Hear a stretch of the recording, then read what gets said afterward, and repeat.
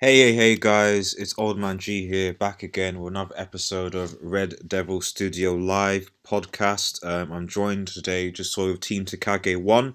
It's going to be a shorter and briefer stream, just because there's not as many of us, but there's still a lot to talk about. So I guess depending on what's in the comments, interaction, then we'll see how long the podcast is. But yeah, thanks again for everyone who's listening. And if you're new to the channel, please like, share, and subscribe to Red Devil Studio.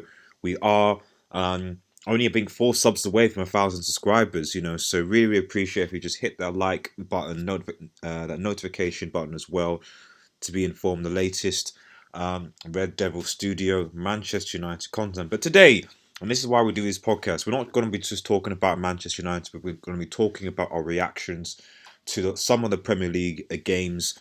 Looking forward to next week, as well as fantasy football. And on top of that, we'll be talking briefly about the other European leagues and seeing what's up.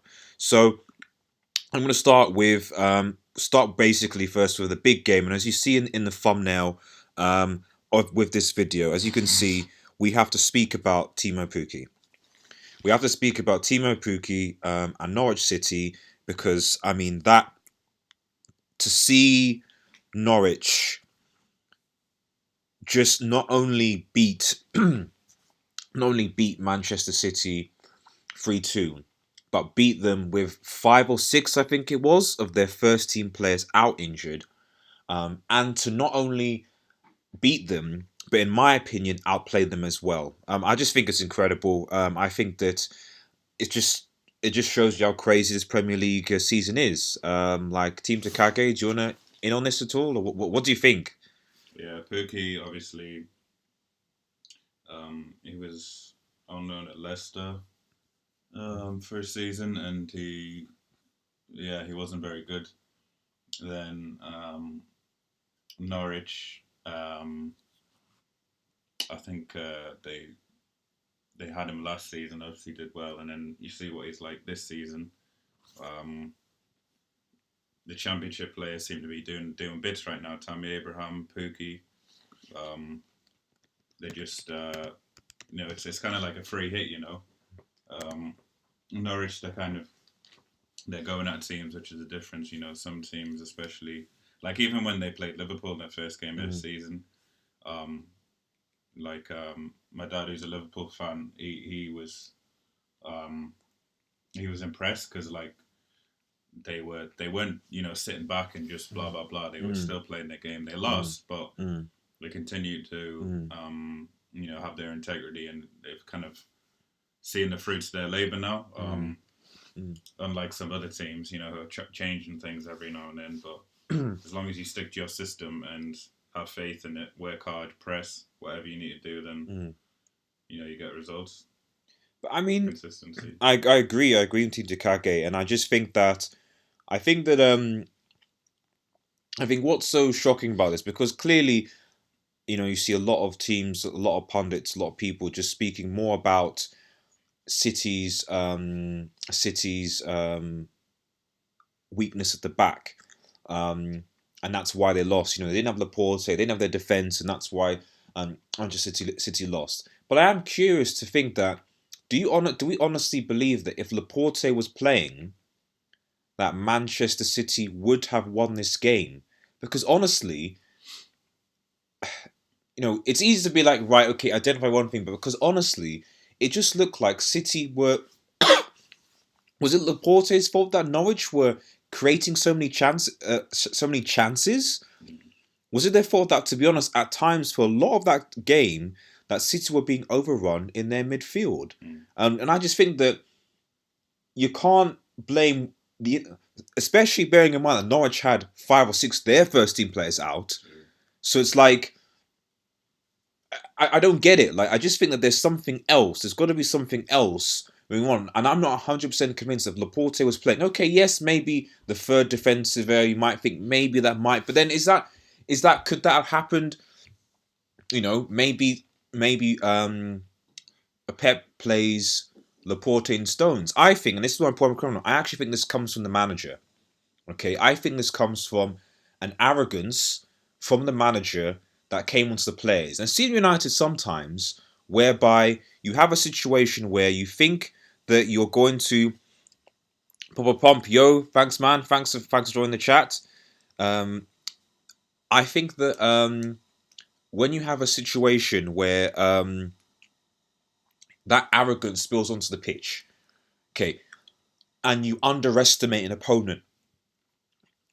For example, you don't start Kevin De Bruyne. Yes, okay, international duty, but you say you give him a rest because it's Norwich. What's the big deal? I can play Otamendi in Stones. It's Norwich. So that arrogance, I think, sort of spilled down onto the players. And yes, you expect Man City to beat Norwich, given that they've got a lot of money, billionaires, etc. But I think that at times in that game, especially when Norwich went 2-0 up, it was lackadaisical. Man City didn't have any cohesiveness at all. There was no control with Man City whatsoever. And before you know it, it's like, what do? We don't know how to react. What do you think? They looked uncomfortable under pressure. And I think I wouldn't say Klopp was arrogant, but sometimes Klopp does it too. Like he changes the team a little bit against maybe a big team sometimes, and you're like, why has this team started? So obviously, big international break, people were tired, but he didn't start Firmino against Liverpool. Like I'm not trying to say it was good that Origi got injured, but it was almost lucky that he did because Liverpool are so much different with Firmino on. Liverpool go goal down.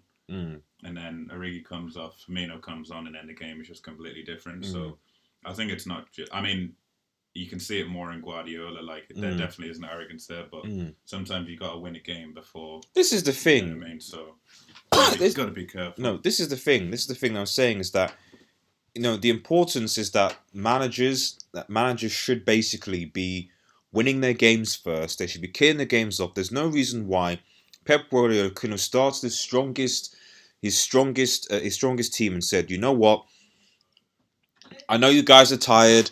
I know you guys are not able to, you maybe from international break, whatever, but let's play a good sort of 60 minutes. There's no reason why Manchester City would not have been able to kill off this Norwich City side within the first 50 minutes, and then given the likes of Kevin De Bruyne, given the likes of Aguero, given the likes of anyone that basically went to duty, he could have easily given them rest, but he didn't. And I think this arrogance just showed. It really, really did. Team Tagaga is just away briefly, but yeah, I mean, let me know what you think, guys, because I just think that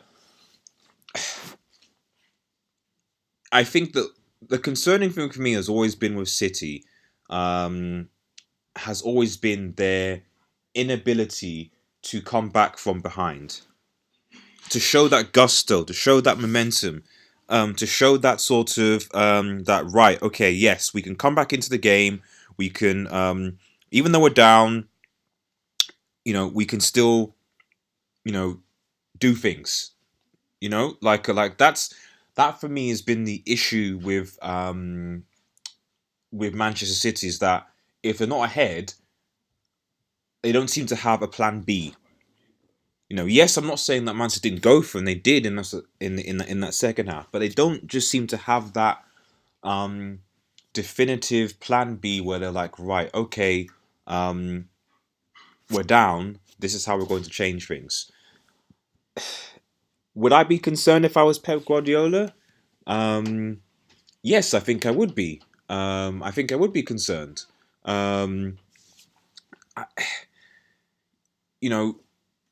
Are you going to have a good, to put it another way, are you going to have a situation where Laporte is not going to be until January? You've got Stones, Ottoman in your defence, and other teams are going to look at this and go, we can really, really, really, really hurt this Manchester City defence if we put pressure on them. Because teams will take notes. They'll take notes. They'll look at what Norwich did and go, you know what we'll do? We need to high press them as quickly as we can. And when we press them, when we affect them, that's when they'll be vulnerable. That's how we should play against Manchester City. I don't think they'll lose many games still, but I just think that Manchester City are going to have some problems. That's my opinion. Right. So moving on, let's talk about the other games that are coming up. So Manchester United. While I wait for Team Takagi to get back, I'll briefly talk about Manchester United. So Manchester United 1, Leicester City 0. Manchester United. I'm not going to say that Manchester United were lucky. And if you see my post-match reaction where I say Magnificent McTominay, I do think that Manchester United were lucky that game. I think that the difference between this game and say City's game, and we're going to talk about Arsenal's game, here is the manager. This is the difference here. The difference here in this case is the tactics of the manager, the key decisions of the manager. I feel that both City and Arsenal lost their games today because the managers made wrong decisions. In the case of the United game, I think that Manchester United, what you saw with Ole Gunnar Solskjaer is, I think we started the wrong team. Even though I said that Matic and Mata were going to start, I genuinely think that team, that lineup, wasn't right. I don't think that we should have gone there. I really, really don't. But what did Ole Gunnar Solskjaer do? 60 minutes gone, what Ole Gunnar Solskjaer does is he changes it. He brings it up. He affects the game. There's something different. And he brings on Fred. He brings on Chong. And those two guys make the difference. And to be honest, after those substitutions, Leicester City really didn't cause us that many problems. Yes, okay, they had maybe one or two bounce and free kick, etc. But generally speaking, we were comfortable to see the game out. So yeah, do I think that? I think it's like I said before. I think it's still early days, and I was not going to jump on the negativity crowd of Ollie out or regressing, whatever. Look at the end of this week. Manchester United I think they're in the top 4 now. We're 4th. Yes, everyone's got on the same points at 8, but these first 5 games were tough. I think we've now got a good set of 5 games, bar Arsenal at home, which, to be honest, given how poorly Arsenal travel, might not be such a bad shout. So we'll see. Team Takagi, what do you think? What do you think about United's Leicester? I didn't watch the game, but I think Leicester's always a difficult game. I think it was 2-2 last year. Where's it at the King Power? Or was it at Old Trafford? This was at Old Trafford, yeah. And what happened last season at Old Trafford? Last season, I think we actually beat them at Old Trafford, and then drew at King Power. Yeah. So, yeah, it's these kind of like sort of top 8 kind of teams which sometimes Arsenal and Man United struggle against. I think the win is the most important thing. Like you said, not Emery, Solskjaer, he kind of made the right changes. Maybe he's kind of getting used to his system and players are getting used to it too. And the fact that he's bringing on so many youngsters is always a positive sign. When you're kind of, I'm guessing Ashley Young wasn't playing. No, Ashley Young was playing. Okay, well. Ashley Young was playing because Dallo and Luke Shaw were injured. So, and to be fair, Ashley Young, as I said so in my action, Ashley Young didn't have a bad game. So give credit where credit is due. Sorry, yeah. So go on, yep. Okay, yeah. So I think, like I said, we'll see what happens after 10 games. Certainly, I've always said that you can't really judge the Premier League until Christmas.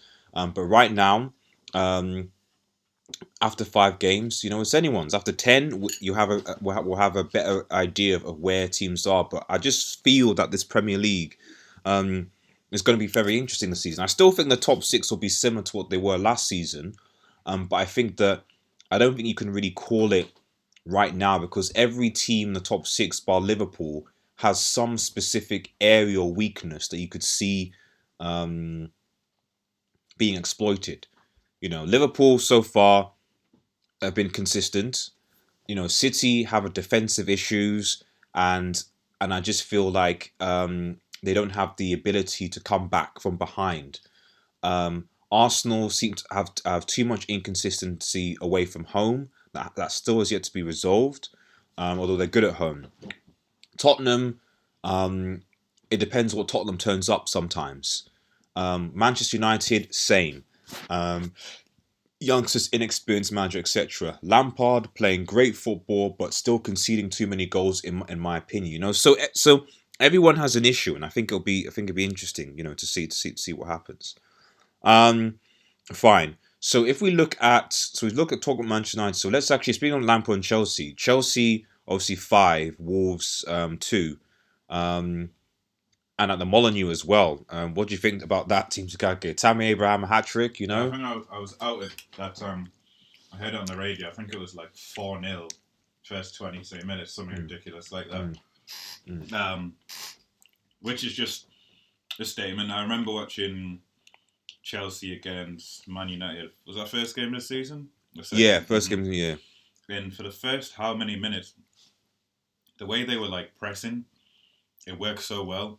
I've seen it so many times now. They did it against, was it Sheffield or was it against Norwich? And Mason Mount scored. And I was like, these guys have almost nailed this press. And I don't know if that's the youth. I don't know if they just have faith in Lampard. They're maybe just working hard. But whatever they're doing, it's kind of working right now. And if I'm honest, Chelsea are only going to move up. Rudiger's coming back, and I think he may have got some minutes against. I think he got some minutes against Wolves. Yeah, they've got Tamari or something like that. Another centre back. Yeah, it's called the Screamer. Yeah. So Fikayo Tamari or something like that. Yeah. So like if I'm looking at kind of like and Kante's obviously coming back. Yeah, Kante's coming back. Ruben Loftus-Cheek's coming back. Hudson-Odoi. If I'm a Chelsea fan, I mean, I wouldn't ever dare be a Chelsea fan because they're. Your supporters are a bit mad. But other than that, if I'm Arsenal, I mean, Man United are looking okay right now. But if I'm people like Arsenal and other teams, I'm thinking Chelsea could really be a problem this season. The issue I think comes again with the defensive the defensive issues. That's for me where yes, they scored 5, but they still conceded 2, and I think it's with some statistic that Chelsea have the worst defensive record in the Premier League right now. Yeah. I mean, that was with Christensen and who was the other guy? Zuma. And Zuma's just, I don't know, he's a shell of his old self. He was great in his first season. Chelsea got that injury, But yeah, I think that'll improve over time. Like I said, Kante coming back, they're not going to be conceding that many. Rudiger, young lads. So I think Chelsea actually going to... I think they'll... I said, remember, in the first preview, I said Chelsea are going to get top 4. And everyone was laughing. Mustafa and OJ they were laughing. I was like, okay. Yeah, no, fair enough. I think they're a good shout, So, and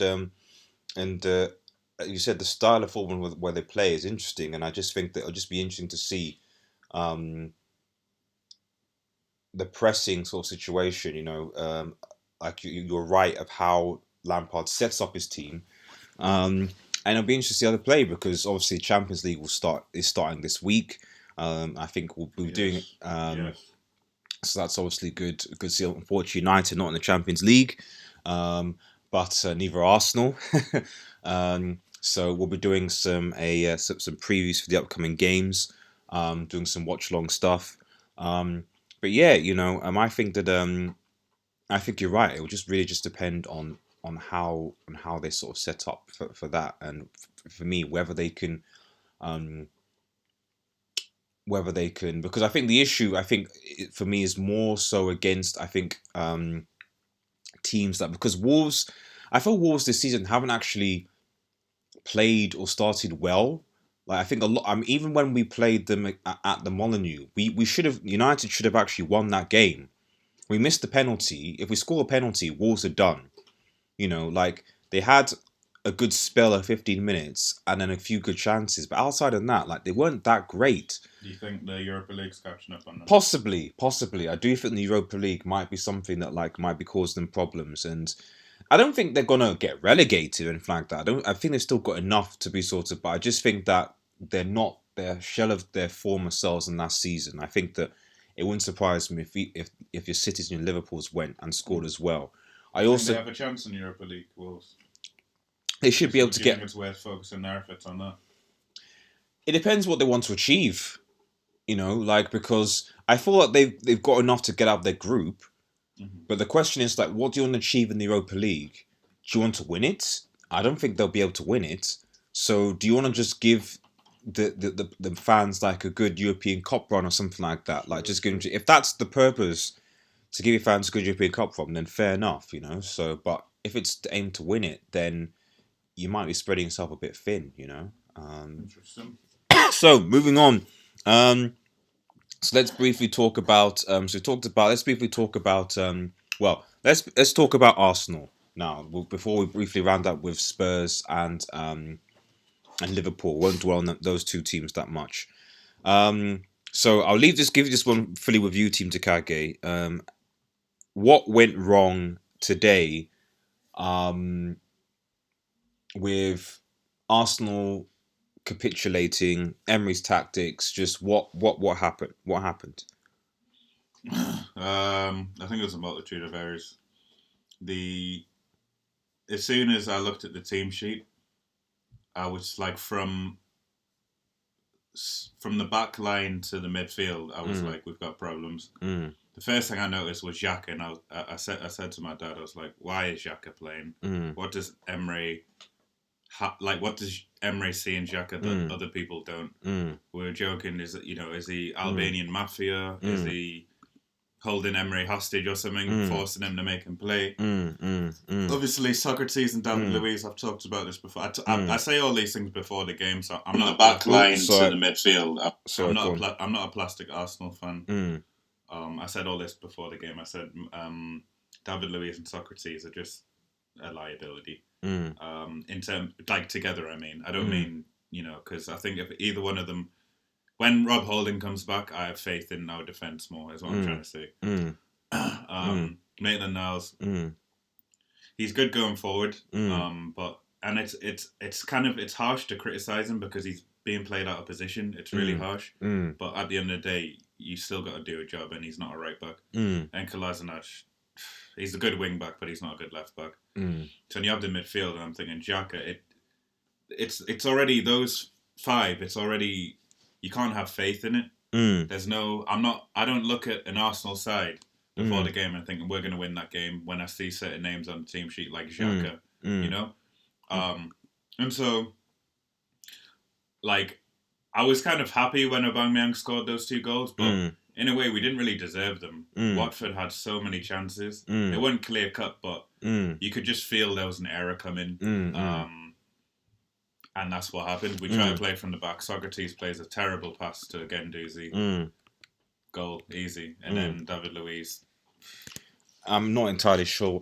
I mean, he's done it twice now. You could argue, that the attacker sort of flat foots him almost and gets him sort of do it, So I mean, Zaha did. It's you just don't stick your leg out, no matter what you do in the box. Just stand your ground. I think it's not as bad as obviously what Xhaka did in the previous game. Like that, I can see. Last season, Xhaka did the same to Zaha. Zaha just did a trick to him. You stick your leg out, someone's going to fall over. It doesn't matter. But I mean, I think this penalty was very different than when Xhaka was it against who was it that he conceded the pen to Spurs. Well, where he just slid. It's just like that just didn't make sense. That was this. I can kind of, if you're flat to sort of. This is the thing. This is your captain. I don't know what it takes to be a captain at Arsenal now. Like, I would love to see what some of the old guys are saying. Keown, I don't think he's on Sky Sports anymore. I'm not sure. I don't think so. I think he's on BBC and stuff like that. I'd love to see what Keown, Vieira, people think about that, because I don't understand how someone like that is a captain. Like, a captain people laugh about Jordan Henderson being captain, but when have you ever seen Jordan Henderson slide somebody in the box, handball someone in the box, foul someone out, tug someone's shirt in the box? He might make some fouls outside, some tactical fouls, but you can see his leadership qualities. In fact, most people are saying give the captaincy to Lacazette, because if you're not gonna, if there's no leaders, just give it to your best player. And Xhaka, obviously he's captain, so how can you drop a captain, right? How does that look to other teams? Yeah, but also credit to Watford. Mm. They played for their new manager. Mm. I like that. Well done for Kiko Flores for rallying up the troops. The fans were amazing. They were like really, pressing Arsenal. Um, I think I would give Pepe a rest in the next game. I think I would play him from the give him, let him come on from the bench, maybe at half time or something. Because Nelson looked quite sharp when he came on. Willock looked all right. I think. But again, would you have made those? Would you have made those plays, those substitutions? The substitutions. I forgot with about with, that. with those guys coming on, you know what I mean. So was that The you know? substitutions were bad. Ceballos was arguably our best player, apart from Ozil and Aubameyang. Ozil just the reason why, although Ozil, they say about what he was doing off the ball, he was setting the tempo so well. So he slowed it down when we needed to, and he sped it up when we needed to. Ceballos was on like 100 miles an hour as well. Like he would take the ball from way deep, go forward, etc. Guendouzi was good, to be honest. He was good. So then you take off all three of them, and I'm like, what? What did they do to you? They Ozil set up a key pass for the goal. I don't quite understand. Like, I was confused. essentially changed the entire the whole midfield. Like, at least you keep one. Like, so which one is if you're trying to make a defensive play? I think they brought on the defensive player last. No. I don't even know. I think Torreira came on last out of all of them. I don't know. It's quite I don't want to say laughable, but I think it's just quite interesting that just I don't know, like why would you change your entire midfield? Why? So like at the very least have someone there like I could maybe understand, and so early on as well, like it boggles the mind. It really does. It really does. And I mean, let me ask you this question before we move on to briefly talk about Liverpool and Spurs, and then we'll go on. If Unai Emery doesn't get top 4, does he stay as Arsenal manager for next season? No chance in heck. Because come a bit closer. Because we flamed Arsene Wenger all these years for we need this. Emery essentially gets that. He gets the backing. I don't really know how, but he did get the backing. So we strengthened some areas, and the signings were great, if I'm honest. And the defender we're getting next season is, top quality. But I don't trust Emery with those players, if that makes sense. I would trust a Poch. I would trust a Klopp. I would trust a Guardiola. Even Solskjaer, because these, youth. There's in Lampard, there's quite a few managers I would trust with the new crop and we're only going to strengthen as well in the summer. So why would I trust Emery with those players when, since the start of this season, there hasn't been a starting 11 that is matched every time it's changed. So the first 2 games, Callum Chambers and Socrates, we kept 2 clean sheets. Brings David Luiz in. We haven't kept a clean sheet since. Monreal was playing, and why we sold him before the London Derby as well. But congrats to him, he scored on his debut as well. And then the midfield has never been the same. I think Torreira started against Spurs. Oh, good to see Memphis Mitchell. Yeah. Thank you for tuning in, especially when our Pro Evo demos as well. You said really? You said Memphis says Ceballos was shit, to be honest. No, really? And then what Guendouzi was the dude who gifted the first goal? Socrates gave him a bad pass. Okay. Socrates gave him a bad pass, and Ceballos was very good. Okay. But maybe he's a Man United fan, I don't know. So. No, I think Memphis. What team do you support? I thought it was Arsenal. Was it not? I can't remember. Arsenal, United. I can't remember. Sorry, buddy. But see, that's why everyone's opinion, and like I said, I think that the big issue here was the manager. Ultimately, I think the manager got his substitutions wrong, and I just think that I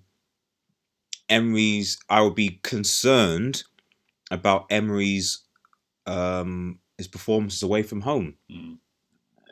You know, like you can count on your hand since Emery started the amount of wins that Arsenal have made away from home. On your hand.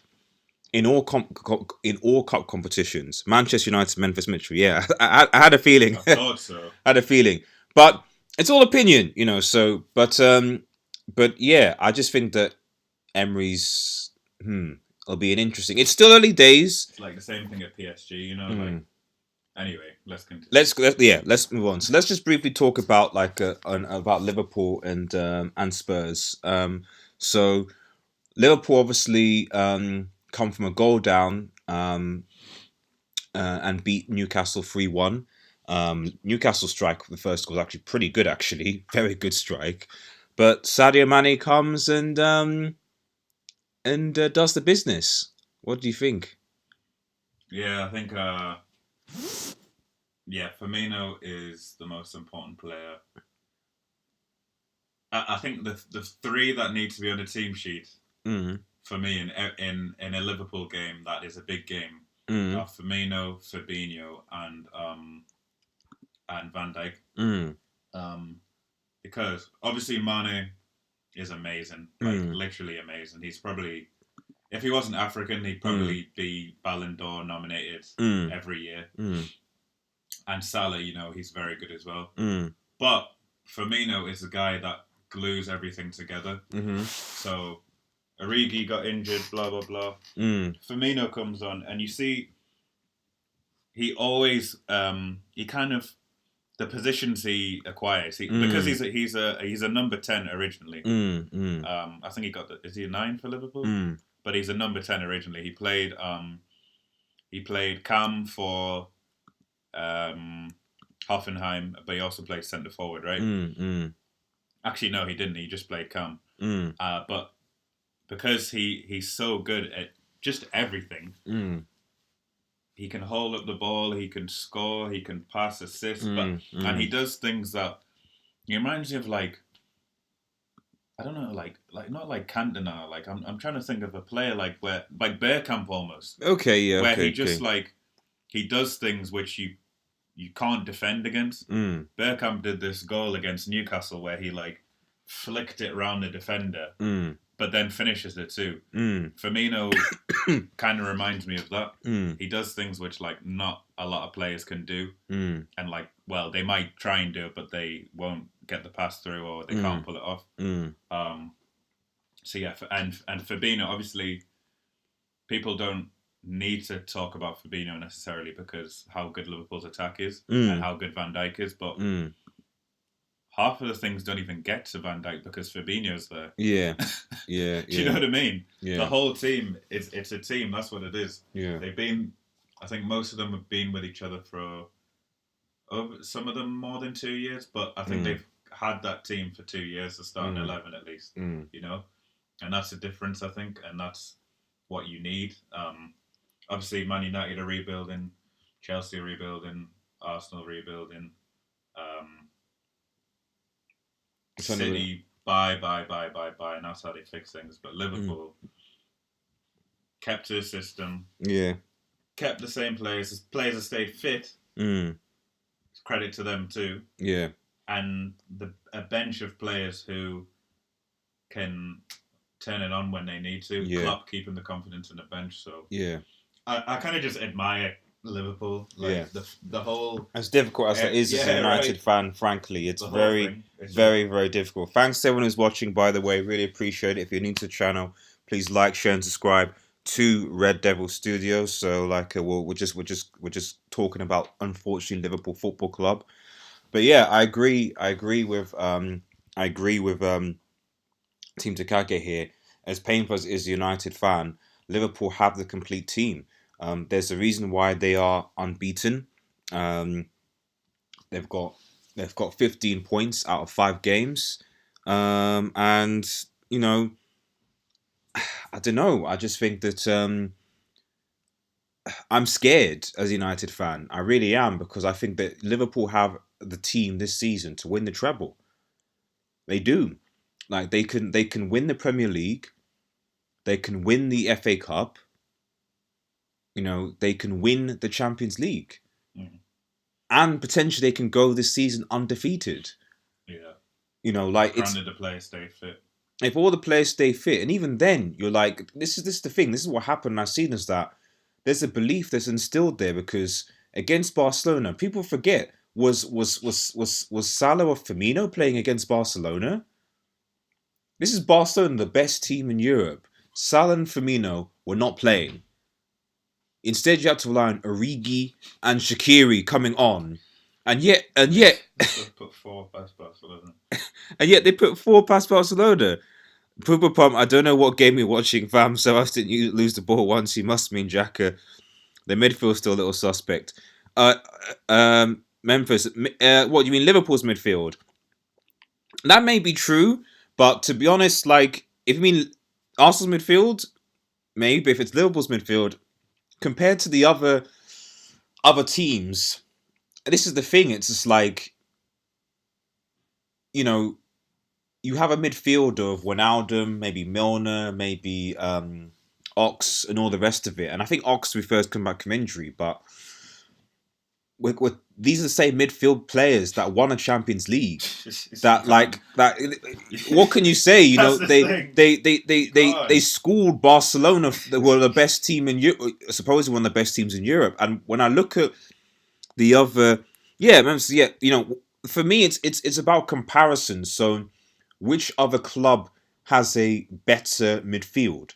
In Europe, okay, PSG. Well, PSG was schooled by United rejects, United B team and youth.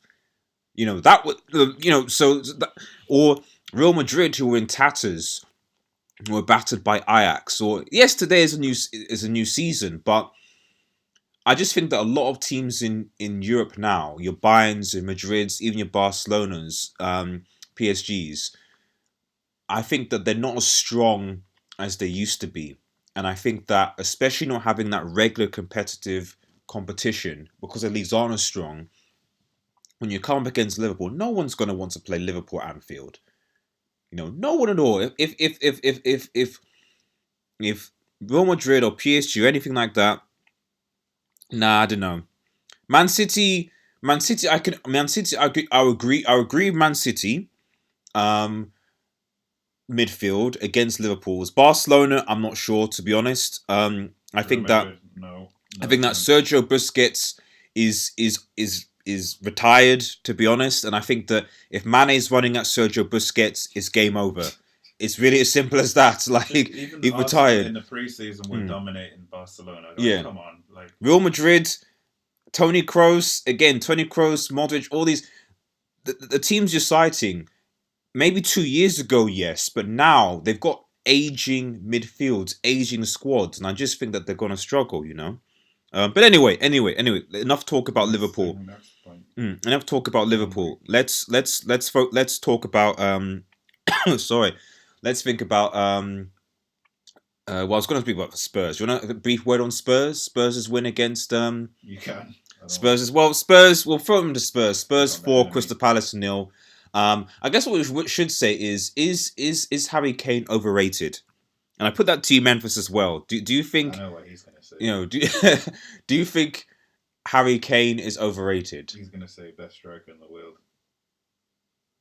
Well, what do you think, Team Takaki? Yeah, he's overrated. He's overrated. In the box, there's probably not many better in the box than him, if I'm honest. But you still have to get to the box, you know what I mean? You can't just stay in there for the whole time. Outside the box, he's so ineffective. And I'm not just being a Spurs hater. I just don't see what he offers outside of the box. If you want to play him as a number 10 and keep him that role, then maybe I could understand. But there's so many I watched Callum Wilson today, and Bournemouth aren't exactly the best team in the world. But Callum Wilson, his movement, he can head the ball. He got 2 today. He can finish. Yeah, I'm I don't. What is different from him than Harry Kane? Because Harry Kane, obviously, one thing, finishing and penalties, right? And he even missed a penalty in his last game. So Harry Kane, you get him in the box, he kind of does that shimmy thing and he scores. That's about it. But if that's all you're getting, if you're facing, if you're going to face Netherlands who have Van Dijk and De Ligt, you think they're going to let Harry Kane just? You get me? So I mean, Harry Kane is Memphis Mitchell. He's a consistent 20+ score. You're right, but he's got Son. But yeah, and this is the key thing is that it's. I don't think it's when Harry Kane was injured last season, and Son stepped up, and Lucas Moura was playing. Tottenham played better.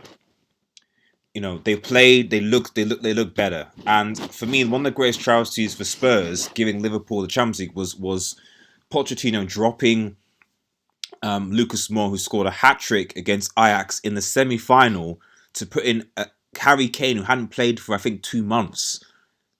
You know, so I don't know. I think no one here is saying that Harry Kane is bad. I don't think anyone's saying Harry Kane is bad, he's not a good goal scorer, etc.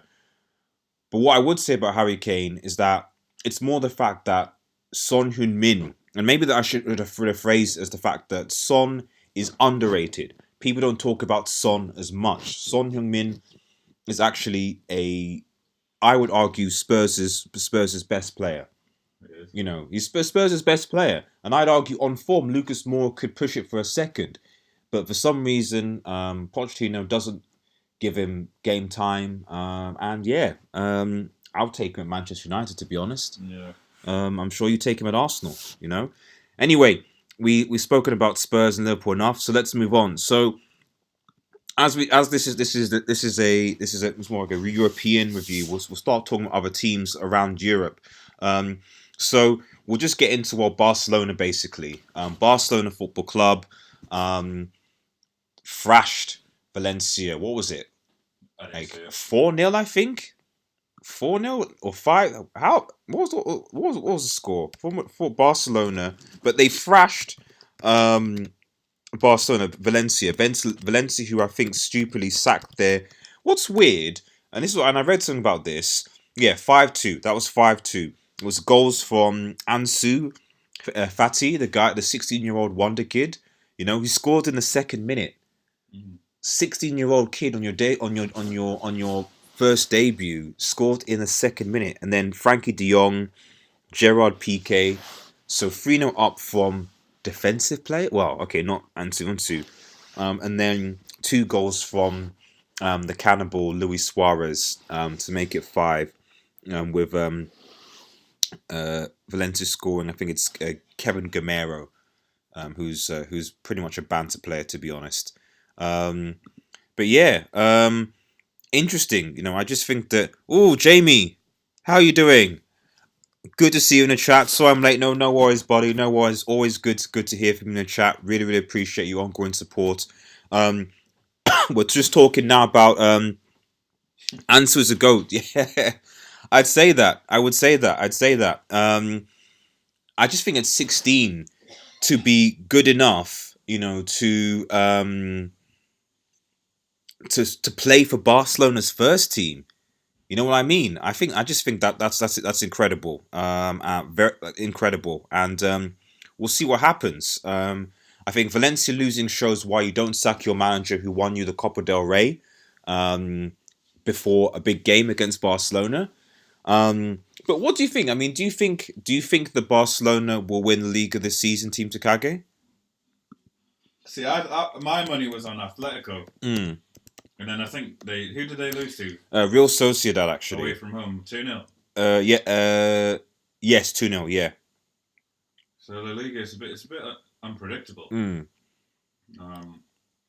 mean, right? Think anyone could have a go at any of these teams, to be honest. Like Real Madrid and Barcelona, the defenses are pretty shocking. Yeah. Atletico's is decent. Yeah. But, you know, away from home, I don't know what Sociedad are like. Maybe they just wanted it more. Yeah. So it'll be a tough one. I think I still have Atletico. Their attack is pretty frightening. But we'll just see. You never know when the Champions League comes. You know, people get further on what they focus on. Yeah, exactly. You never know. Yeah. It's hard to say. It's too early. Yeah, it's too early. It's too early in the season. And Yeah, I'm good, Jamie. We're good. We're good. We are good. We are good. We are good. Great to see more people in the chat. Really appreciate it. We do it because of you guys. That's just why we do it. Alexi. Oh yes, we'll talk about that. We'll come to Serie A actually. Alexis debuted with Inter this weekend. We'll talk about Inter. Brief comment on Real Madrid. Okay, Real Madrid beat Levante 3-2 at the Bernabeu. But I was watching some things on ESPN and stuff like that, and there was this idea that like there's still this fear at Real Madrid. Like they were coasting, and then you can see 2 goals, and it's like, okay, we're panicking. It's almost like there's a psychology there that's like a sort of they don't know what to do when they can't just kill teams off anymore like they did in the past. It's almost like we could see the goal. Oh my goodness, it's happening again. What do we do? What do we do? What do we do? Is that reasonable? Yeah. Yeah, there's so much uncertainty at the club. Aging defense. Obviously, Varane's good. Ramos is way past it. You have Marcelo way. I mean, Marcelo did want to leave. To be fair. Yeah, that's true. So I just think that, like, as I said, it's like Real Madrid have not strengthened in the important areas. I really don't know what Hazard is going to bring to this Madrid side when their midfield. I mean, the only thing I would say is that if Dani Ceballos still plays very well, do you really honestly see that Real Madrid are going to let him go to Arsenal? If the way Emery keeps treating him, he won't want to stay in the first. There's that. There's that. So you might have people, other players that want to leave or buy whatever. I mean, I'd have no problem signing Dani Ceballos from Real Madrid if they want Pogba or whatever. So, but yeah, I just think that Real Madrid are almost like Manchester United in the sense that, like, I just think that Zidane is going to probably go for the Champions League again. But I just can't see how Real Madrid are going to win the Champions League, not with that team, even with Hazard as part of it. Let me know what you think in the comments, guys. Do you think that they've got a chance? James, I'm convinced Timo Pukki is better than Messi. Well, Messi's been out injured, to be fair. But man, Timo Pukki. Let's actually go back and actually just talk about Timo Pukki, because we did kind of briefly talk about how good Norwich and City were, but like this guy Timo Pukki, who cost pittance for Norwich City. What do you think of him, Team Takake? What do you think? Obviously I'll give my opinion already. He's a baller. It's the typical example of just seizing your moment type of thing. Premier League is the most watched league in the world, and all it takes is a good run of games for you to be that guy. I'm trying to think of some players in the past where they just had it's like Ben Arfa. I mean, God bless the rest of his career, but he come from nowhere, went to Newcastle and just lit the whole league up, and then got a move to PSG, which unfortunately kind of didn't work out for him. Yeah, not that he was not good. It's just, I mean, he scored some crackers, but obviously, so many big personalities at PSG, it'd be hard to fit in, So, yeah, I'm just careful now. See if you can hold on to him at the end of the season, is all I'm saying. Because there'll be the people sniffing if he keeps playing this good. But yeah, quality player. Yeah, fair play, Jamie. I remember Pukki at Schalke 04 back in 2013. He was a flop. This is the thing. Players peak at different times. Players are human. They're different. Players peak, as you said, players peak at different times. Sometimes it's the system. Sometimes it's the manager. You don't know. And sometimes a flop here is not a flop somewhere else. Salah was a flop at Chelsea, and then he's bought by Liverpool and he's a superstar. So there's a lot more.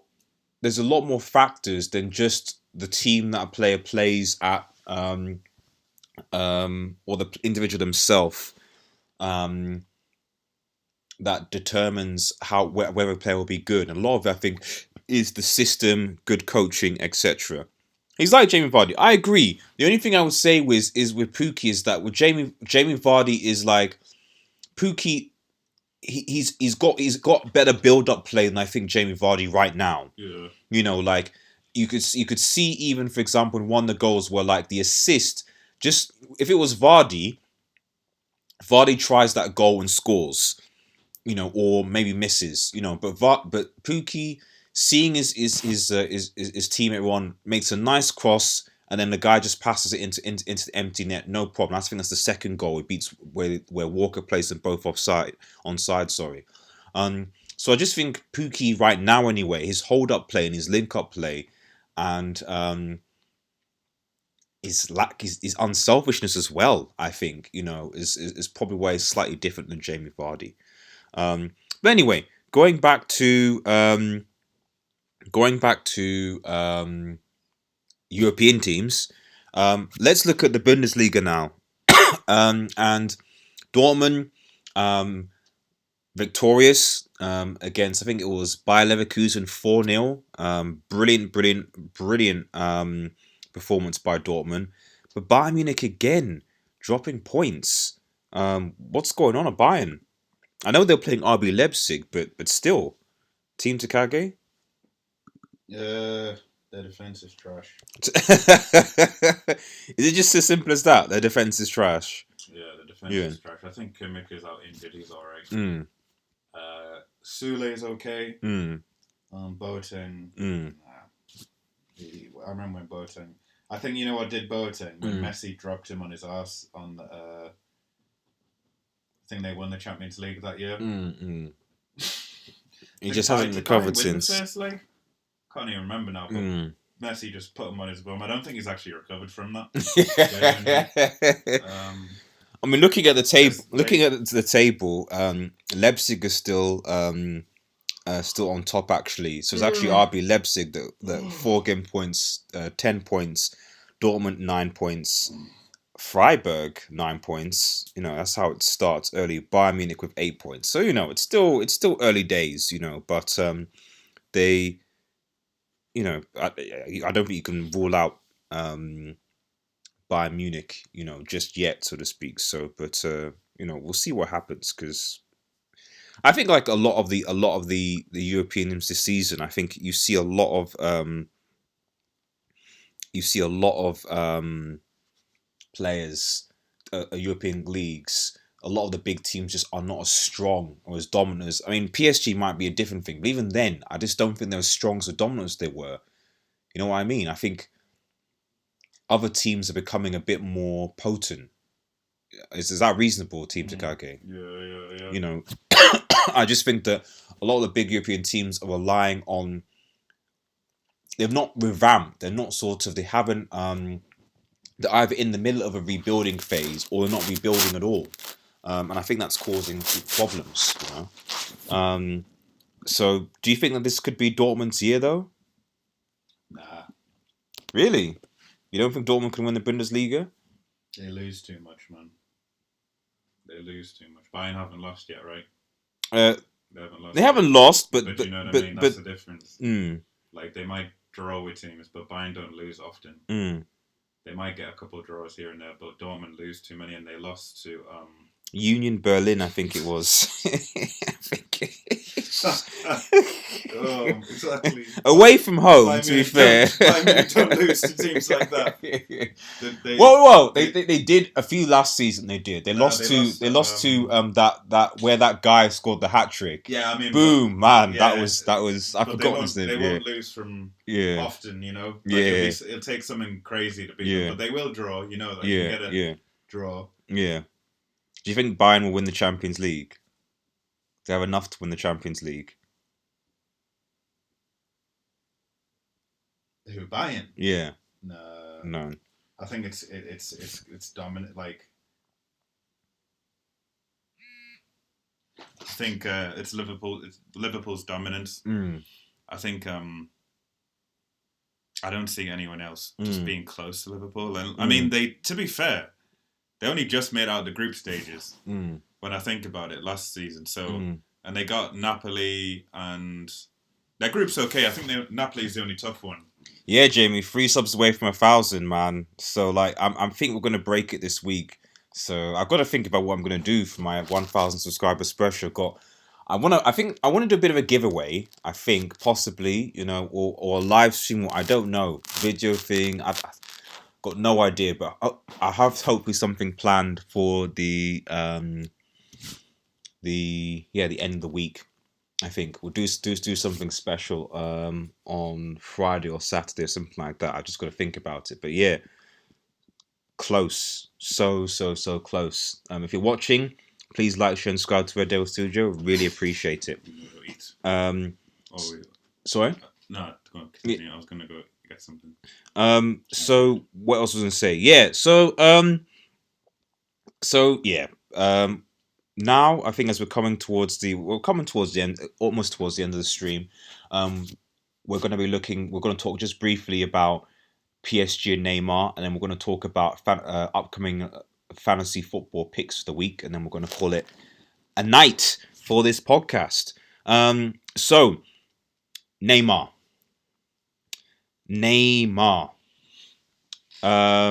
PSG obviously won just in it was injury time. Actually, they were playing against, if I recall, it was Strasbourg at home as well. They were playing against Strasbourg at home, and Neymar scores a pretty sweet bicycle kick, overhead kick anyway, in the 92nd minute. Otherwise, this is a draw. And PSG, I'm not going to say PSG are struggling, because you can't really struggle in the French league, but they've not been as I don't know if it's because of Neymar, but they've not been as dominant in the sort of consistently dominant or convincing, makes any sense, in the French league as they have been last season. And I feel like if they're not consistent in the French league, then what chance do they have in the Champions League? Yeah. You know what I mean? But aside from that, what do you think about Neymar, Team Tagake? And I'll put that for you, the viewers, guys. What do you guys think about Neymar? Yeah, Neymar was booed. He was booed, definitely. He was definitely booed, Jamie. He was definitely. Neymar, for me, he's still one of the best players in the world. Mm-hmm. He's one of those players, I'm talking just talent-wise. He can just go from 0 to 100, and he's a game winner. Whether he's assisting or whether he's scoring, you need him on the pitch. However, if you can, obviously Hazard probably wanted to go to Real Madrid. That was his dream. I'd probably take Hazard over Neymar. And Hazard's got a better attitude, 100%. If a player thinks he's bigger than the club or wants out of the club, let him go. He disrespected the fans. I've heard a lot of things from PSG fans saying they don't want him here.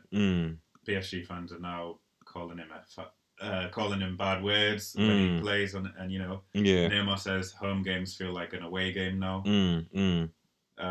That's not the type of environment you want. Is it a question? Because even Memphis is saying, James, is it right for PSG fans to boo him? And the question is yes. And you could argue, now this is the thing. It's ultimately, PSG spent 200 something million pounds to get Neymar. Neymar also forced a move from Barcelona to PSG. So, in theory, Neymar could have stayed at Barcelona originally, couldn't he? It was himself that forced him to go to PSG. So, and PSG obviously spent the money. So I think maybe Neymar's mind is thinking, well, I did it then, I can do it again. I think that PSG were like, listen, at the end of the day, we spent 200 something million on you. Also, you're a commercial asset. And while we want you to go, because I think the president was like, you know what, fair enough, go.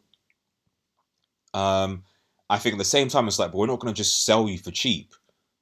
You know what I mean? We know that Barcelona desperately want, Neymar back, but we're not going to sell for sort of cheap. And I also think that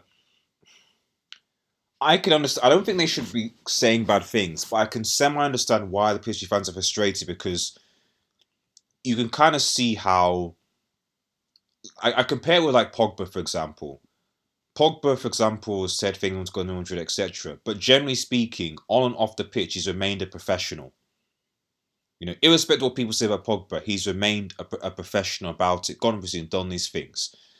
Neymar, and when he's been fit and he's played. Neymar, frankly, has not played from what I gather, a full season without played with in quote injuries. He's been unavailable for them, so they haven't really even gotten the best out of Neymar because he's been out with injuries. And then to make it worse, it's like you were basically injured for most of our season at the crucial time when we're Champions League, and then towards the end you're like, right, okay, now I wanna leave. You know what I mean? Like it's. I think the PSG fans are just thinking like it's more like you've disrespected us. You've been very disrespectful to us, as a fan base, like as fans, And ultimately they'll say, well, we pay your wages, we pay your salaries. You're under contract. You've got to at least play, like give a shift, do something. Is that reasonable? Mm. He'll be gone by January. I don't think Barcelona are gonna spend money in January to get Neymar. The question we've always had with Neymar really is that the only thing I can see is that now that so Coutinho's out on loan to Bayern, Ousmane Dembele he's still at Barcelona, isn't he? Ousmane Dembele. Yeah. Yeah. Yeah. So the issue here is that if Bayern buy Coutinho, okay, fine, and then if they find someone to buy Ousmane Dembele, then fine. Because frankly, if Valverde is starting that Annie guy, and Dembele is not getting a game, and that says something. Unless Dembele is injured, I don't know if he's injured. You know what I mean? So if they're able to sell Dembele and freaking Coutinho, then fair enough. We'll see. Yeah, Memphis. The Barcelona don't have tournament line until Jan. If not, they would have gotten him in the summer. I think you could argue some of it is also financial fair play as well because how much have Barcelona spent on players? They spent 120 million on Griezmann in the summer, amongst other signings. They obviously spent in excess of 300 million plus on getting Coutinho and Ousmane Dembele originally. I just don't see in January anyway Barcelona going for Neymar. Really, I think they have to get rid of Coutinho and Ousmane Dembele, even from a squad point of view, because you think now the squad, if you still have Coutinho and Ousmane Dembele on your side, you now have Coutinho, Ousmane Dembele, Neymar, Suarez, Messi, Antoine Griezmann, the Anansi guy. Like you got seven. You can't play seven. Can't go into three. Messi is always going to play. Suarez, who knows? Antoine Griezmann just bought. He's got to play. So yeah, it's interesting. It's interesting. It's interesting. I think what I probably would see is that maybe when Suarez goes, then Neymar will come back, maybe, and so you'll have a situation where you have like, so I think Suarez is older than Messi, isn't he? So I think at some point Suarez will go 32. So Suarez will go, and then they'll then go for Neymar to bring Neymar back, and so you probably will have something where you'll have Griezmann, Neymar, and Messi in the last couple, which to be honest is a pretty good. Not that Suarez isn't bad, but like if you're having like Neymar, Antoine Griezmann, and Messi in your front three, whoo-wee, that's gonna be something. It's gonna be deadly. Gonna be deadly. Neymar's going to be playing in China by the time he's 31. Yeah, I forgot about Memphis. Good point. They spent 60 million on De Jong. I didn't even think of it. So they spent 180 million this summer. And they spent 25 million for Junior this summer, and they still made other signings. I don't remember. So essentially, they spent 200 million already. I can't say 200 million on signings this summer, and obviously spent 300+ million the previous summer on getting Usman and Coutinho. So they spent over 500 million on players in only 2 years. Barcelona, where are they getting this money from? I don't understand where they're getting, and where's the financial fair play thing in here as well? Because no team, even if we cast City, let's be honest, City have not spent 500 million in 2 years. So I don't know where they're getting this money from. I think it's crazy. It's crazy. It's crazy. It's crazy. Right. Okay. So that's a European talk. So we're going to quickly just. We're almost about to end the chat, guys. Thanks to everyone who's watching. Really, really appreciate it. Hit that like button. Subscribe to this channel for more Red Devil Studios news. We're quickly just going to discuss our fantasy football picks for next week, actually. So next week is the key. So we're going to be looking at the upcoming fixtures, actually. Just briefly discuss the upcoming fixtures. And then, as we briefly discuss upcoming fixtures for this coming week in the Premier League, we want to look at what you think that we're going to discuss our fantasy football picks for the week. And then we'll end the stream. So, Team Takage. Fixtures for next week. Let me just get them up because we'll start with the big one, the big fixture: Chelsea versus Liverpool. Chelsea versus Liverpool. What do you think? See, Liverpool are away. Yeah, it'll be a 6-point game kind of thing. For Liverpool anyway. If they win this game, number one, they've beaten Arsenal. If they beat Chelsea, that's another kind of big team out the way. It kind of puts a stamp on things, you know. And if they beat them convincingly too, then it would be crazy. But Chelsea, they just put 5 past a tough Wolves side at home. Not many people do. Wolves are quite compact defensively and counter-attacking football. I mean, obviously Liverpool have already played Chelsea before in the that's in the true. thing. It was 2-2, and it was quite a interesting open game. So they have obviously given them problems. Although you could argue that the penalty for Chelsea was a bit dubious. But it'll be interesting. Chelsea, obviously Tammy Abraham. He's a good player, man. I want to see it because he's quite strong aerial threat as well. See if he can trouble Van Dijk and them. And Trent hasn't looked great defensively this season. So I'm wondering if Pulisic or Mason Mount can get a hold of him. But I expect Liverpool to win that game. Yeah. Score prediction? Maybe 3-1. 3-1. Who the scorers do you think? Even 3-2, I'm going to go 3-2. 3-2. Who's to get the goals then? Liverpool haven't kept a clean sheet. I'll go That's with, true, yeah. Salah scores again. Oh, I've hit 1K already. Really? Hey. Thanks. Thanks to everyone. Thanks to everyone, guys. We're live on Red Devil Studio, and we've actually hit. I'm gonna check because I'm obviously still busy talking, man. So just getting on those things, yeah, and just we've hit 1,000 subscribers, man. 1,000 subscribers, guys. Wow, 1K. We have hit 1,000 subscribers, guys. Thank you so much. Live on Us podcast, we've hit 1,000 subscribers. Thank you so much to everyone that has supported this channel thus far. It just makes doing all this stuff worthwhile. It really, really does. We only started really in June, I think it was. Late June with transfer window stuff, with transfer news and watch-alongs and all the rest of it. So, but we're growing strong. We've obviously got Pez walkthroughs, Red Devil Studio podcasts, previews, watch-alongs, all the rest of it. And it's just me right now, and some of the people that support me, like Team Takage, One, what have you. I'm really, really, really happy. Memphis Mitch, congrats, congrats, man, you deserve it. Thanks, Jamie. Thank you so much, and thank you for supporting this channel as well. I appreciate it. Same with you, Memphis. Did you stream on Twitch? I did stream on Twitch.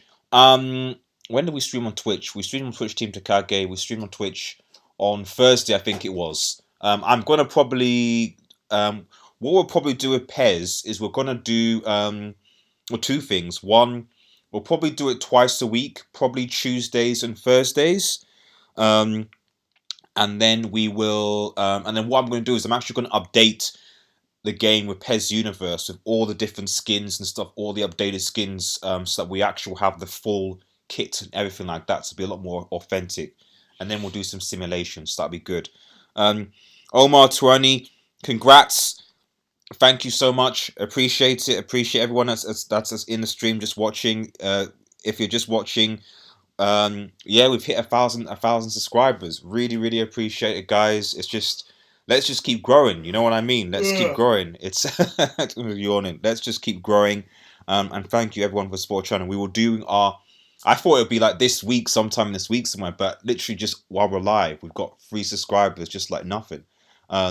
Amazing, amazing. I'm really happy. Yeah, James found you on the Perth Glory watch along. What about? I know, man. Yeah, I remember the first time I was doing a watch along, was audio along to Perth Glory, and you said about video and stuff. And we're gonna try and do more video stuff. And since then, like, you've been supporting in with your comments and obviously in the live streams, and I really appreciate that, buddy. I really do. And Memphis Mitchell, didn't see your Twitch channel. Yeah, so if you, it's Red Devil Studio, all in one word. If you look at the banner on top of this channel, like, it's got it on it. It's just, and or even in this video description, it's so REDEVILSTUDIO, all in one word. Red Devil Studio. Well, basically, there's only one D with the red and devil together. But anyway, same with the S. But if you look in the video description, the Twitch handle, anyway, the Twitch handle is there, and that's our Twitch. And we did stream on Thursday. Yeah, Thursday. We just basically, when we stream on Twitch, it is literally just like me and Team Sagage just having casual games, stuff like that, just really enjoying the game, and it will be good. So join us on Tuesday and Thursday, where we'll stream on YouTube. The playthroughs will be on YouTube, and the casual stuff, where we'll just play with different teams, Madrid, PSG, or the rest of it, will be on Twitch. Right. So thanks again for those who are watching. We've hit 1,000 subscribers. Thank you so much to everyone. Thank you so much. So just going back into our predictions. So Chelsea, Liverpool, teams Gage. Who do you say was to score the goals? Salah always scores against Chelsea. Mane, Bobby front 3. And then Chelsea, Tammy Abraham. Okay. Okay, so that's one. So next, Leicester City against Spurs. Leicester City at home, Spurs away. What do you think? Or maybe this is my one. I think it'll be a draw. I think Leicester City were unfortunate. Oh no, I'm not gonna say they were unfortunate to beat but I think that I think Leicester City at home will be a different animal, is the point I'm trying to make. And I think that Spurs will need to be very careful, especially if they're going to rely on Harry Kane again. Son will always obviously be threats, specifically on Son Heung-min. We'll see. But I think Leicester City at home will be a different animal, and I think it will be a draw. I think I can see Spurs dropping points at this game. If Spurs do manage to beat Leicester away from home, then I think that's a statement. You know, I think people are sleeping on Spurs right now because they're inconsistent. But we know with Spurs is that, at least for a mid-brief period, Spurs often are on fire, and then usually it's like they dip. It's almost like Arsenal in a way. You know, what Arsenal used to be, where they were on fire, and then when it hit, I think was it February or March, they just capitulated. It's the same thing with Spurs in a way, where like they go on fire, they have a good run, and then as soon as it gets towards the latter in the season, they just stop. Although they did reach the Champions League final last season, so there you go. So in my opinion, I think I'm going for a Leicester City draw.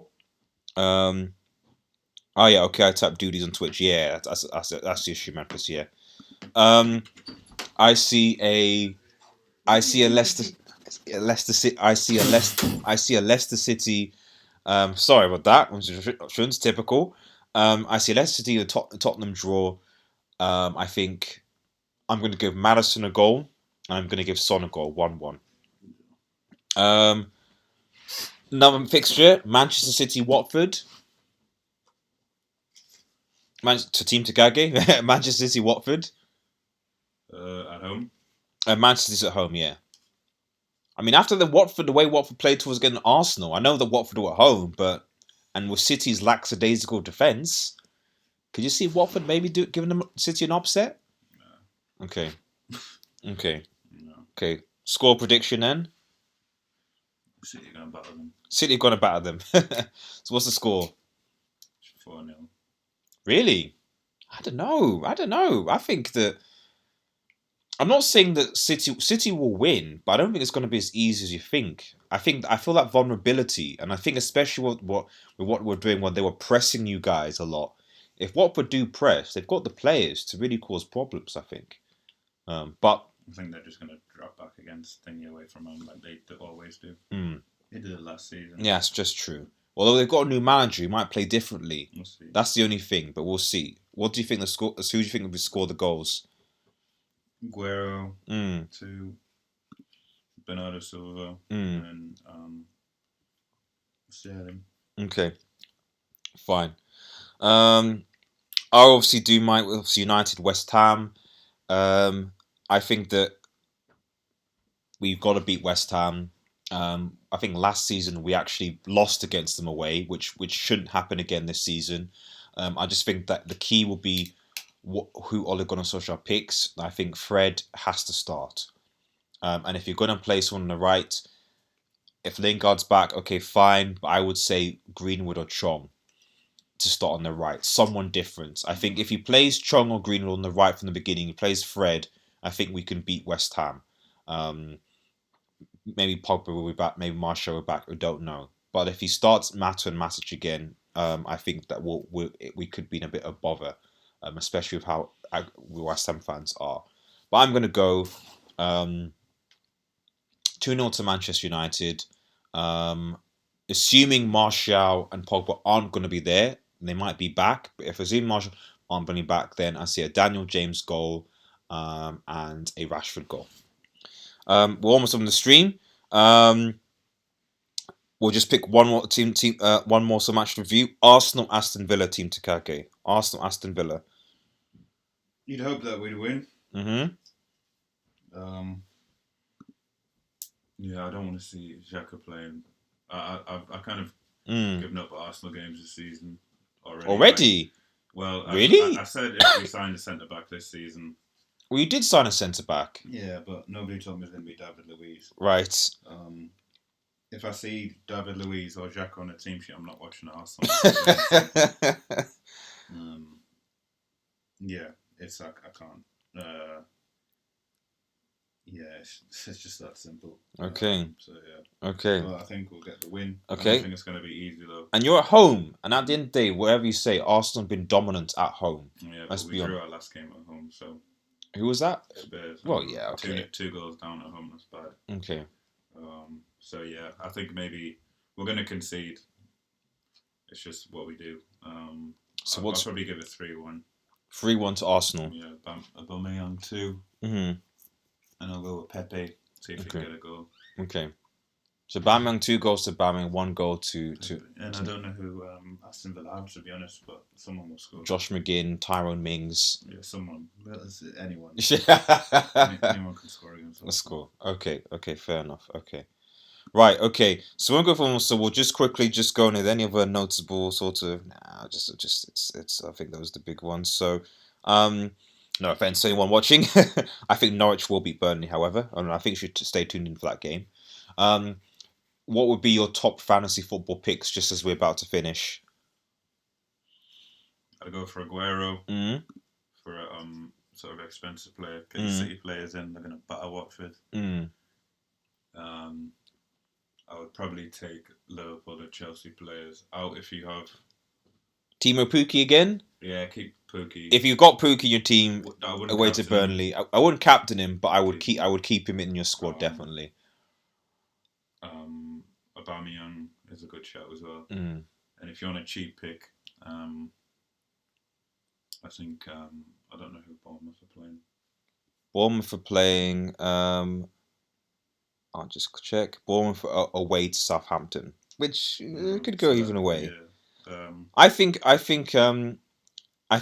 Son Heung-min or James Maddison's a good shout. For any of those players, I think if we're talking about a wild card pick out of all those players, it's going to be a tough one actually. A wild card pick out with all these games. I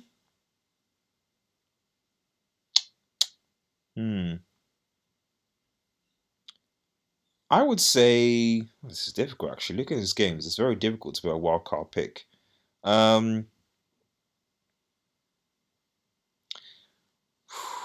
Wild card pick.